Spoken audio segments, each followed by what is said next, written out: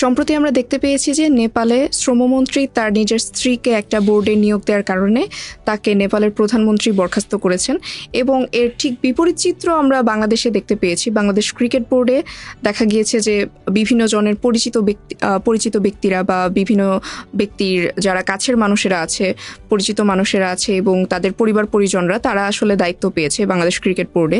তো এই যে দুইটা দেশে দুই রকম চিত্র, বা বাংলাদেশে একরকম চিত্র, নেপালে চিত্রটা আরেক রকম, এই দুইটার মধ্যে তুলনা করতে বললে আপনি আসলে এইটার কারণ হিসেবে কি বলবেন, বা এইটাকে আপনি কিভাবে দেখছেন? এটার দুইটা দিক আছে। একটা দিক হলো যে মানে আমাদের এখানে মেরিট বেসিসে কোনো কিছু করা হয় না, ফলত বিভিন্ন জায়গায় মানুষ সুযোগ পায় তাদের এই ধরনের কর্মকাণ্ডগুলো করার জন্য। তো বাংলাদেশ ক্রিকেট বোর্ড তো আগে হলো পাপন বোর্ড ছিল, ওইটাও কিন্তু জিল্লুর রহমানের ছেলেকে দিয়ে চালানো হয়েছিল। এখন হলো এই যে যারা মন্ত্রী এমপি তাদের ছেলেদেরকে দেওয়া হয়েছে।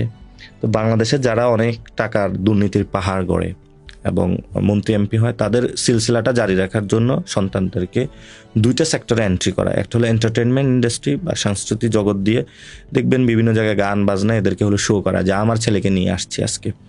আর হলো ক্রিকেট বোর্ড, যেটাতে কারণ অনেক মানুষ অ্যাক্টিভিটি থাকে, তাদেরকে দিয়ে পরিচিত করায়। তো তারা নেগেটিভলি পরিচিত হয়ে তারা কিন্তু সবার কাছে এই মানুষগুলো পরিচিত হয়ে গিয়েছে।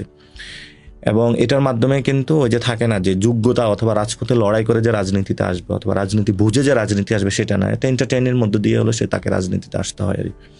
তো এগুলো আওয়ামী লীগের আমলে ছিল, এখনো হচ্ছে আর। তবে যাদের নামগুলো আসতেছে সে মানুষগুলো থেকে আমরা আশা করি নাই। ধরেন একটা নাম হলো যে ববি হাজ্জাজের ওয়াইফ হলো রাসনা ইমাম। রাসনা ইমাম গুড লয়ার, এবং তাদের ফ্যামিলি যিনি আক্তার অ্যাসোসিয়েটস যে চেম্বার আছে ওইটাও ভালো ইয়ে। তবে রাসনা ইমাম এই জায়গায় আসবে এই ধরনের কোটায়, সেটা আমরা এক্সপেক্ট করি নাই। তারপরে সালাউদ্দিন সাহেবের ছেলেকে দিছে, এবং আমি যতটুকু জানি, আমার তার সাথে পার্সোনাল পরিচয় আছে, সে একটা ইউনিভার্সিটির শিক্ষক। তো তার তো এটা রিজেক্ট করার কথা ছিল যে এরকম একটা কোটায় তাকে দেওয়া হচ্ছে বা কোনো কিছু। তারপরে দেওয়া হয়েছে যে মির্জা আব্বাসের ছেলে ইয়াসির, এবং সে তো দেশেও নাই এখন। তারপরে আর কাকে যেন দেওয়া হলো, মানে বিভিন্ন জনের সন্তানকে তারা দিয়ে দিচ্ছে আর। তো এটা আসলে ক্রিকেট বোর্ড যে অথবা বাংলাদেশের কোনো সেক্টরে যে ঠিক মতন চলতেছে এটা না। এটা শুধু নট অনলি ক্রিকেট বোর্ড, আপনার যে ভার্সিটির যে বিসিগুলো দেওয়া হয়েছে এগুলো দলীয় কোটায় দেওয়া হয়েছে, বাংলাদেশ ব্যাংকও দলীয় কোটায় দেওয়া হয়েছে। তো ক্রিকেট তো অনেক পরের বিষয়, যেখানে আপনি ইকোনমি না, বাংলাদেশ ব্যাংকে হলো অবস্থা খারাপ করে রাখছে, যেখানে মানুষ প্রাতিষ্ঠানিক শিক্ষা ব্যবস্থা গ্রহণ করবে, ইউনিভার্সিটিগুলো হলো দলীয় ভিসি দিয়ে রাখছে। তো সেই জায়গাতে ক্রিকেট বোর্ড তো অনেক দূরের বিষয়। তবে আমাদের ক্রিকেট বোর্ড তো খুব আলহামদুলিল্লাহ মাঝখানে ভালো করেছিল, এখনও ভালো ভালো প্লেয়ার আছে। ম্যানেজমেন্ট সিস্টেমে যদি এই ধরনের মানে ব্যক্তি অথবা ফ্যামিলি তান্ত্রিক যে বিষয়টা, সেটা যদি থেকে বের হয়ে আমরা নতুনভাবে গড়তে পারি, তাহলে হলো বাংলাদেশের জন্য সুফল আসবে।